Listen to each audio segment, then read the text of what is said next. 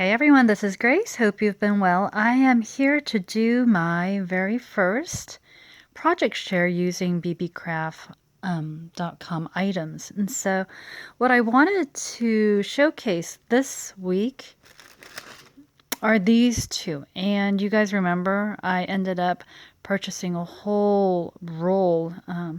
The pink is, I guess, 5/8 inch, and there were 10, and you can see just how much per roll there is. And then the purple was 1 inch, and that is 5 rolls.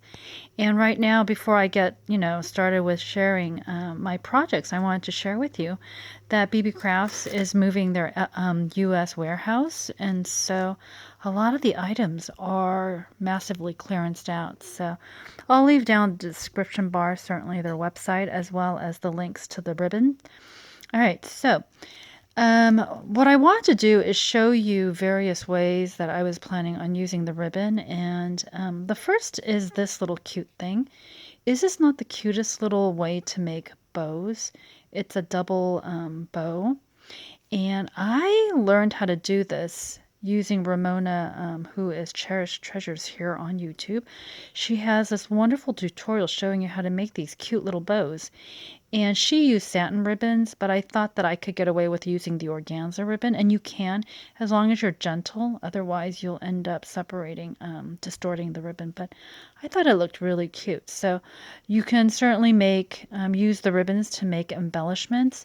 And so, for those of us who watch YouTube videos and need something to keep our hands busy, you can make a whole bunch of these while you watch YouTube videos and then just use them later as embellishments. So how cute would that be, like here? Right? Even though I've already created that. Anyway, so there's that. And then primarily I ended up getting the ribbon because I wanted to use it for packaging purposes. And so what I did was, this is week 12's gift to my crafty colleagues. And so this is going to crafty colleague number 1. And I just freehand bow tied these and just used a little bit of tape, and it sticks really nicely. And then the other one is doing it this way, which you guys totally, I don't need to show you. These are pretty simple ways of using the bows. Now, I have this here because I wanted to share with you what I did. This is something that I learned from Agnes. So for those of you who end up giving boxes and you put tissue paper and things like that, what you can do is line this ribbon on the bottom, and it just adds another layer of presentation.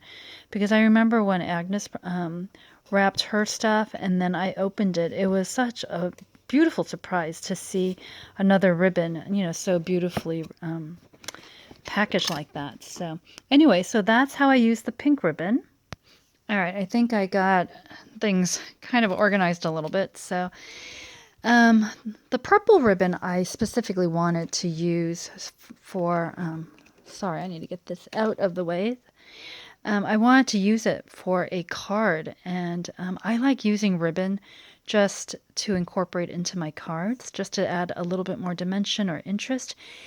And so many years ago, I would say it's been now 2 or 3 years, I really love Wild Rose Studio. And I bought this little bunny specifically.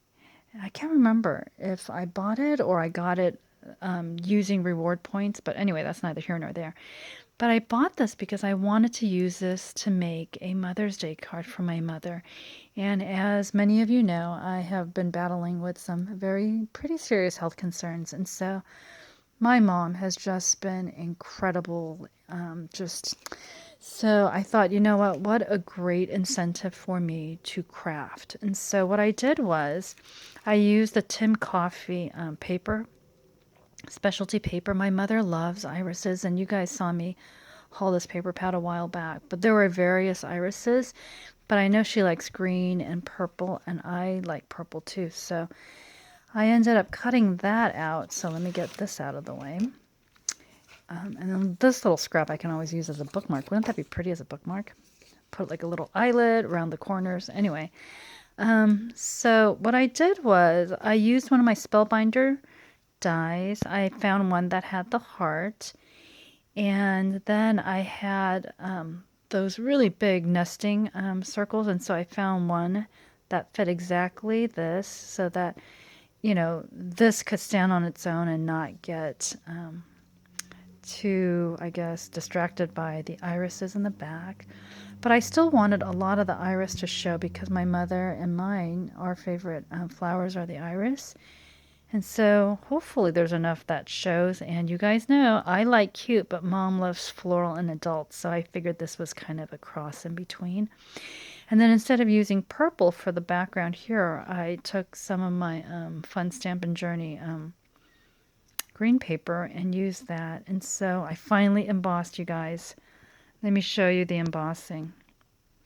So I used this embossing powder, which is the powder pink glitter.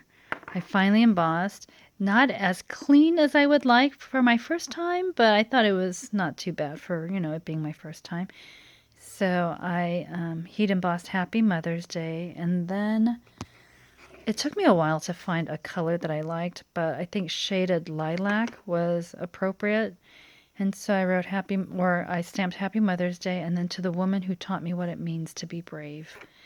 And then they had little, where is it? Where'd my stamp go? They had little butterflies there, as you can see, but I actually thought it might be nice to add a little bit more interest to take the K & Company butterflies. So yeah, did that. And then this is how I use the ribbon. And I like putting the ribbon down as a strip to help pop up the sentiment that I like putting here. So what I did was I just used a thick double-sided tape, laid that down, and then laid the organza ribbon down on top of it. And it just works beautifully. There's no stickiness, there's no shifting, it's nice. And then because I wanted it still to be a little bit more ornate, I took the pearlized lavender flat back pearls that we have from Dollar Tree and did that. So yeah, so again, the ribbon is really nice to be able to incorporate another added dimension to the cards. So I think it came out looking nice. And then when you open it, I have your thank you for always being there for me. And then the lilac paper I put down. And I wanted to make this a little bit smaller just so that she could see more of the lilac. But why am I calling it lilac? They're irises. Oh my goodness. This is how you can tell I've been crafting a little too much. And of course, it's been a challenge because I'm crafting with one eye. But yeah, so yeah, these irises. Oh my goodness, I can't believe I've been calling them lilacs. But these irises, I thought maybe I should make it smaller, but I think it looks okay.